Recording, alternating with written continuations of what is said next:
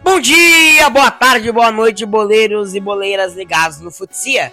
Tudo bem com vocês? Sejam bem-vindos a mais um vídeo do canal Futebol e Companhia. No vídeo de hoje, vamos falar sobre uma equipe grandiosa, campeã nacional, vindo dos campos do interior de São Paulo, o grandioso campineiro Guarani Futebol Clube. Equipe muito tradicional no futebol brasileiro, inclusive tem título nacional e poucas pessoas sabem disso. Então por isso, hoje falaremos 5 curiosidades do Guarani que provavelmente você não sabia. Curiosidade número 1, a origem do nome. Por mais que pareça meio óbvio a origem do nome, veio dos povos originários aqui do Brasil, os Guaranis, que habitavam aqui antes da chegada dos portugueses. Mas, na verdade, essa história é um pouquinho mais profunda e eu contarei ela para vocês agora. Na época que o Guarani estava sendo fundado, ainda era popular o estilo musical de ópera. Então, querendo homenagear de alguma forma Campinas e o povo campineiro, um dos fundadores do Guarani, sendo ele José Trani, se lembrou de uma ópera que estava muito popular na época, a Il Guarani, composta por Carlos Gomes, que era nascido em Campinas. Então, querendo homenagear o compositor e também trazendo suas raízes de Campinas, ele pegou o nome de sua ópera, Il Guarani, e transformou ela no nome de seu novo time, se tornando Guarani Futebol Clube. Na época com a grafia em Y, mas sendo adaptada para o português atual e atualmente tendo o nome de Guarani Futebol Clube com I. Curiosidade número 2, bingo! Pegamos uma máquina do tempo e paramos agora em 2012, semifinal do Campeonato Paulista daquele ano. De um lado, tínhamos o Guarani, que vinha de uma fase um pouco instável, mas que chegava às semifinais do maior campeonato estadual do Brasil. Do outro lado, seu maior rival, vizinho de cidade e de bairro, a Associação Atlética Ponte Preta. Pré-jogo tenso, time ansioso, valia a vaga na final. Então, os dirigentes do clube, na época, querendo dar uma amenizada na tensão dos jogadores do Guarani, organizou uma partida de bingo. Sim, um bingo. Não valia dinheiro, mas valia jantares, prêmios dos patrocinadores, como uma forma de descontrair um pouco o elenco durante o pré-jogo. E deu certo.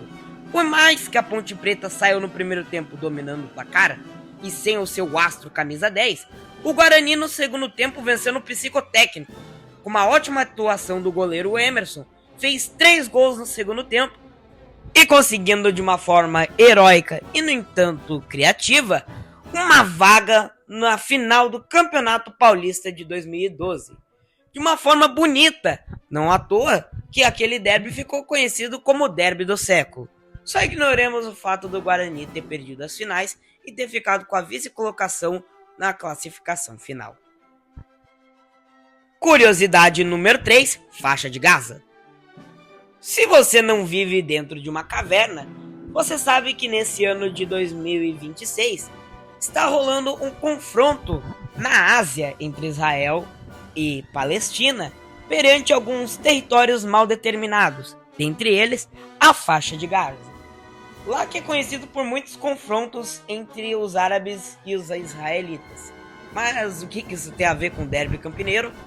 Então, o estádio Brinco de Ouro do Guarani e o estádio Moisés Lucarelli da equipe da Ponte Preta está dividido por alguns poucos metros, sendo a distância entre os dois estádios de apenas 900 metros, o que é bem pouco entre dois estádios de grandes rivais, que praticamente se matam quando tem jogo de ambas das equipes.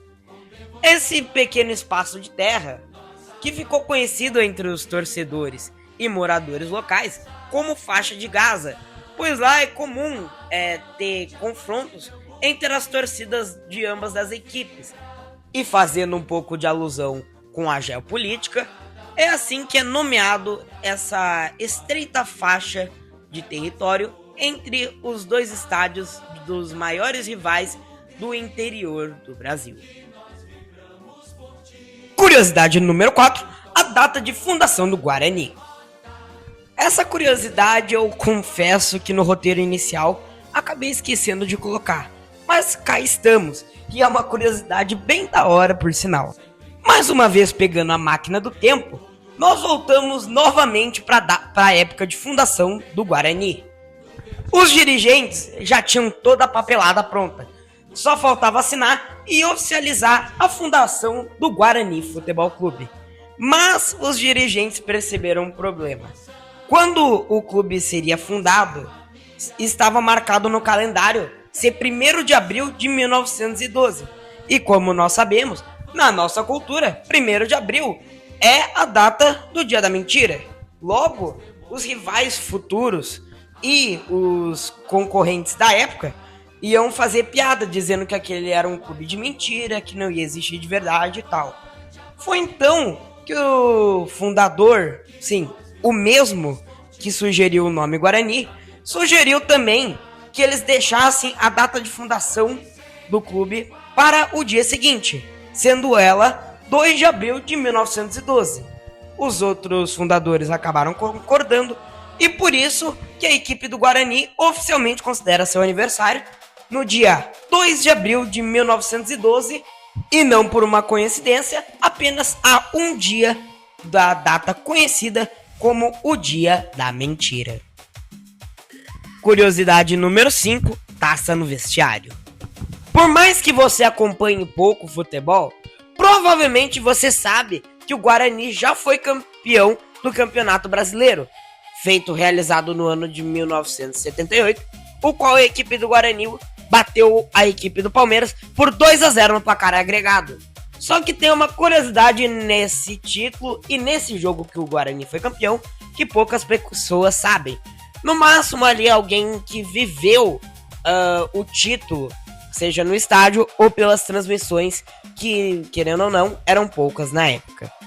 No calor da emoção do título do Campeonato Brasileiro, que já era uma das ligas mais consolidadas do mundo, a equipe do Guarani, que estava no vestiário se arrumando, tomando aquele banho pós-jogo, resolveu, de última hora, levantar a taça ali mesmo no vestiário.